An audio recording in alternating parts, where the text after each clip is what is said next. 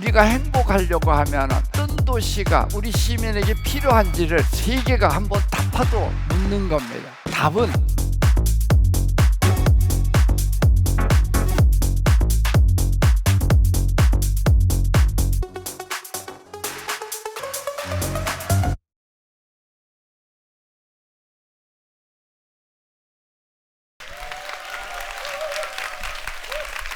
여러분은 도시가 뭔가를 소비하고 소유하는 그런 공간이 되기를 원하십니까? 아니면 행복하고 거기에 살기를 원하는 그런 공간이 되기를 원하십니까?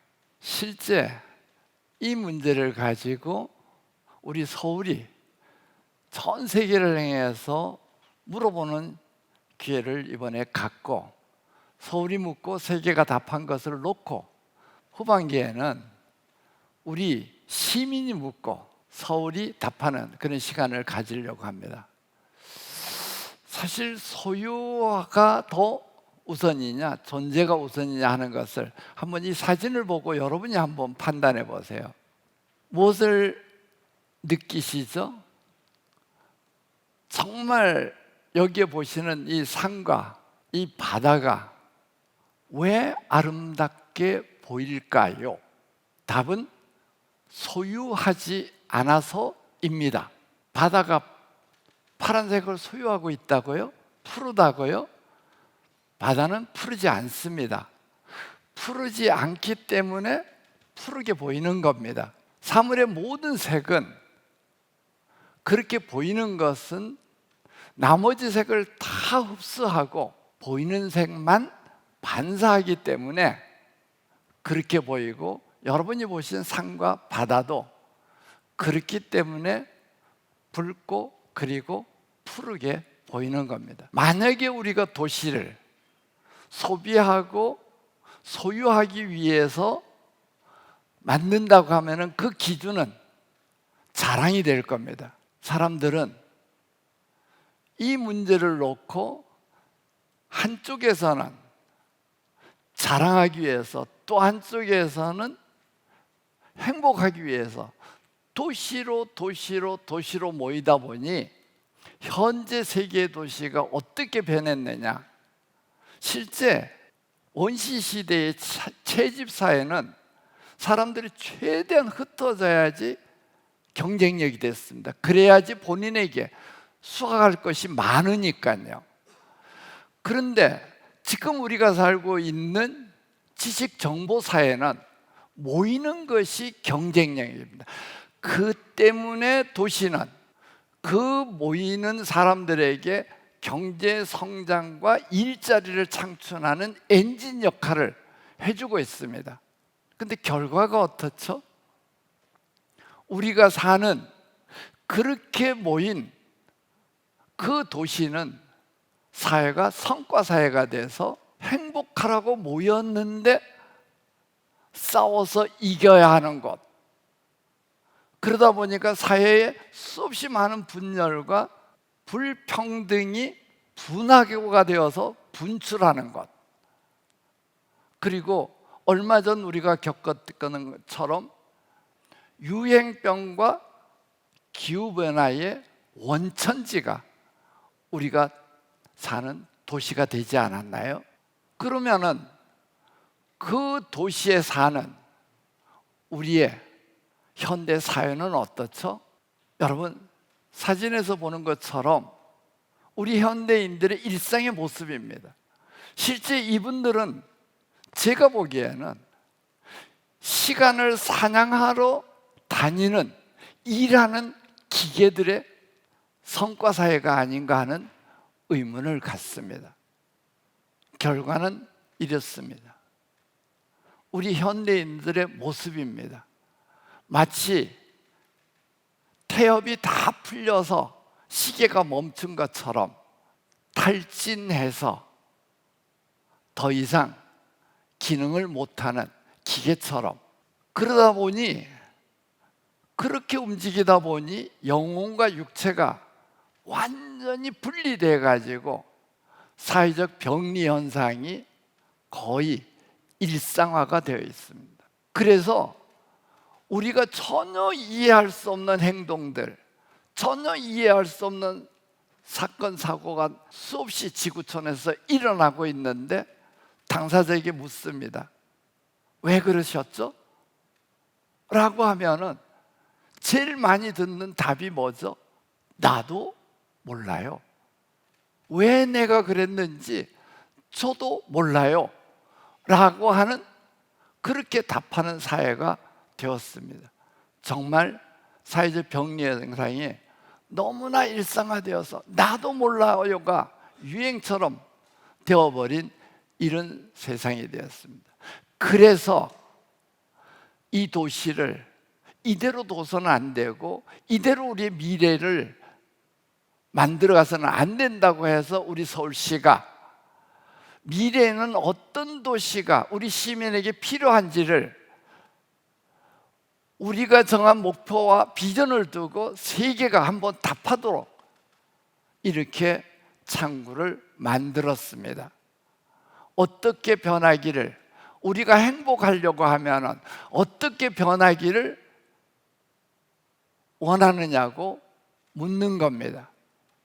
답은 연결입니다.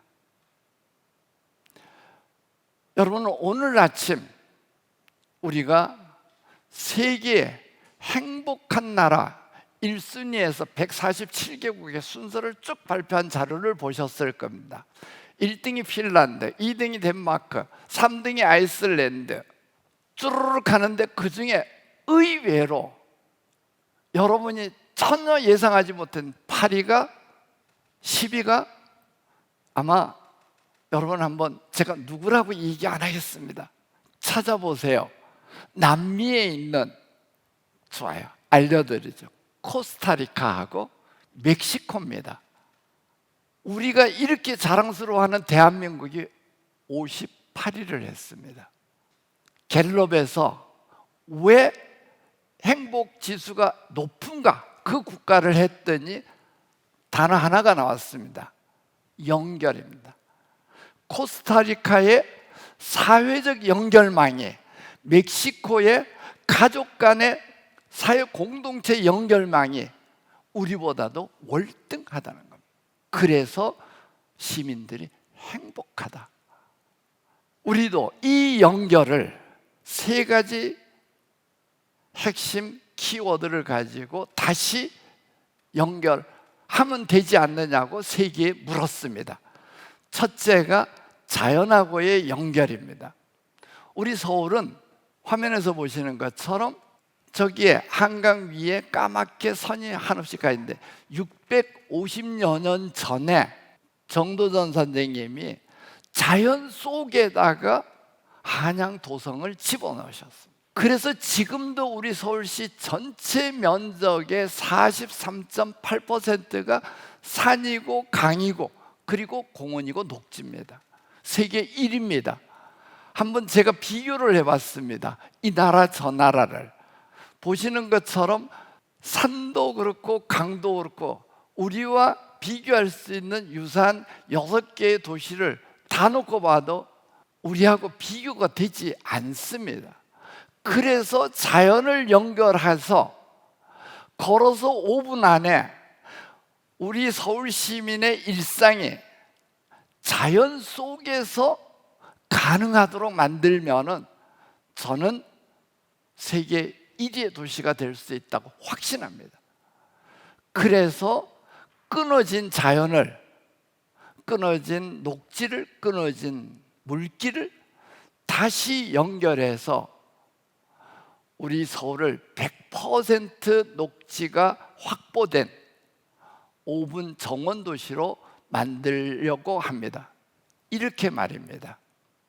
지금 현재 건물로 다 차 있는 곳에 그냥 간단하게 여러분이 세문을 한번 해보십시오. 이 건물이 2층이라고 하면은 그대로 4층으로 건물을 올려주고 그러면 2분의 1이 솟아져 나오면은 그 공간에 자연을 밀어넣으면은 자연 속에서의 일상이 충분히 실현 가능합니다.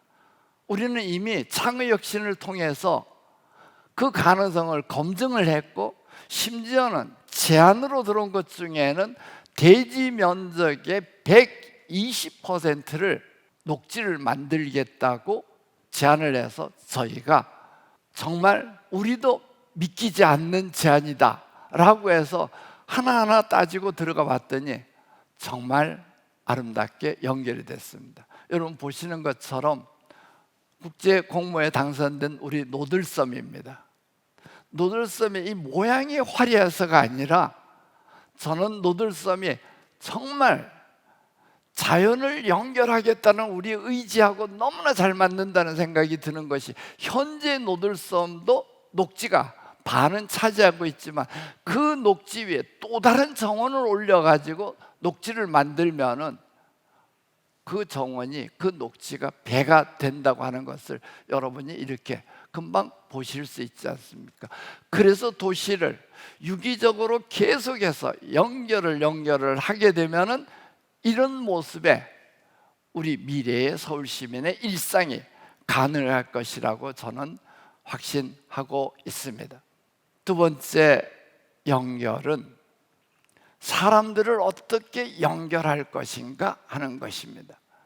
산업사회가 많은 것을 얻게 됐지만 많은 것을 잃게 했는데, 그 중에 대표적으로 잃게 한 게 사람들의 공동체를 갖다가 산산이 조각조각을 냈다고 하는 점입니다. 그래서 가장 많이 듣는 얘기가 고립이고 고독이고, 심지어는 이런저런 사회적 일탈을 만드는 분들, 소위 외로운 늑대들이라고 하는 이런 사람들이 많이 출연하는, 한국이 행복지수 측정에서 58위를 한 가장 큰 원인이 혼밥이 많아서랍니다. 혼자 밥 먹는 사람이 너무 많다. 어떻게 생각하세요?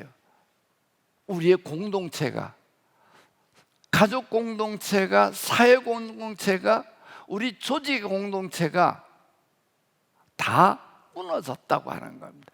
이 공동체만 남아있는 사회는 불행할 수밖에 없는 거죠. 그래서 우리 사회 전체의 관계망을, 연결고리를 다시 복원하고 그것을 갖다가 우리의 일상이 되게 하려고 하면은 차를 몰고 각각 이동하는 사람들을 다 차 밖으로 나올 수 있도록, 그래서 걸어서 일하러 가고 걸어서 여가를 즐기는 수 있고 걸어가는 그 범위 내에서 살 수 있게 만든다고 하면은, 그 걸어 다니는 과정에서 사람들은 수없이 많이 서로 공동체를 복원할 수 있다고 생각합니다. 그래서 화면에 보시는 것처럼 우리 서울의 앞으로 규모가 있는 단일 건물은 물론이고 공동 주거지, 그 다음에 마을 단위의 공동체를 복원하는 사업을 끊임없이 하려고 합니다. 그 핵심은 그 속에서 거주하고 그 속에서 일하고 그 속에서 멀리 차 타고 가지 않고 여가를 즐길 수 있는, 그게 걸어서 15분 정도 거리면은 개략적으로 직경이 한 1km 정도 되는 규모입니다. 그래서 그것을 갖다가 우리가 만든다고 하는 것은, 여러분 현재도 문제지만 지구촌 인구가 계속 불어나서 2078년에는 유엔이 예측하기로 지구촌 인구가 104억 3,140만 정도가 될 거라고 이미 보고서를 냈습니다. 이렇게 지구촌 인구가 정점을 찍게 될 때 가장 우리가 신경 써야 할 것은 사회가 초고령화되어 간다. 그러면은 걸어서 일상이 가능한 도시는 미래에는 반드시 있어야 될, 어떻게 보면은 도시다라고 하는 점에서 저희는 사회적 공동체를 잇기 위해서 도시를 이렇게 만들어 간다. 여러분, 제가 서울 전체 면적 605평방킬로미터를 다 놓고 이런 공동체를 만들면 몇 개가 들어갈 수 있는지를 한번 한 뼘을 안 놓치고 다 한번 디자인을 해봤습니다. 약 한 108개, 109개인데 그 중에는 이미 산이 있고 강이 있는 걸 빼고 나면은, 그리고 그것을 다시 조금 더 묶어 가지고 본다고 하면은 결국은 그 숫자가 50개 밑으로 떨어지고 37, 8개 정도의 옛날 한양 도성과 같은 직경 한 4km의 도시를 우리가 미래 도시로 만들면은 우리는 세계에서 그 유래를 찾아볼 수 없는 정말 최고의 도시가 될 수 있다고 자부합니다. 마지막입니다. 우리가 대한민국이 세계에서 가장 자랑스러워하고 또 세계가 우리를 가장 부러워하는 것은 과학기술이, 그것이 단순하게 연구 수준이 아니라 일상에서 가장 많이 무료로 향유할 수 있는 나라가 우리나라라고 하는 것은 여러분이 경험하고 계십니다. 실제 이 과학기술, 특히 여러분 손에 들고 다니는 휴대폰은 어떻게 하면 흩어진 사람들과 정보를 빠르고 쉽게 연결해 가지고 서로 소통이 잘 되게 만들겠다라고 해서 고안해낸 거 아닙니까? 그래서 처음 나왔을 때는 세계는 이제는 평평하다, 이제는 세계는 하나라고 다 외쳤습니다. 근데 현상은 거꾸로 아닙니까? 연결되어야 될 사람들이 뭐하고만 연결되어 있느냐? 과학기술에 개체하고만 연결이 되고 상호간의 연결은 안 됐다고 하는 거. 그래서 사람들이 어디에 갇히느냐? 제가 세울이라고 합니다. 칭했습니다. 아이언 케이지입니다. 중세시대에 사람이 범죄를 저지르게 되면 쇠우리를 만들어 그 안에 가뒀습니다. 혹시나 여러분이 스스로를 과학기술의 쇠우리 속에 가둬놓고 있지 않습니까? 한번 생각해 보십시오.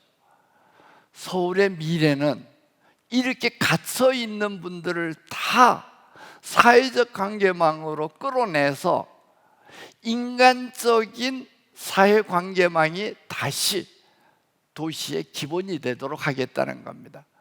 지금 용산에다가 우리 화면에서 보시는 이 그림을 가지고 도시를 만드는 것을 여러분 앞에 이미 발표를 했었습니다. 여러분, 마지막으로 제가 질문을 드리겠습니다. 누가 미래의 우리의 영웅일까요? 소비하고 소유를 위한 교환 가치가 아주 높은 도시가 우리의 영웅일까요? 아님, 행복하게 살기 위한 사용 가치가 넘치는 그런 도시가 우리의 영웅일까요? 이것을 시민 여러분에게 묻고 세계에 묻습니다. 여러분이 곰곰이 생각하고 답하십시오. 고맙습니다.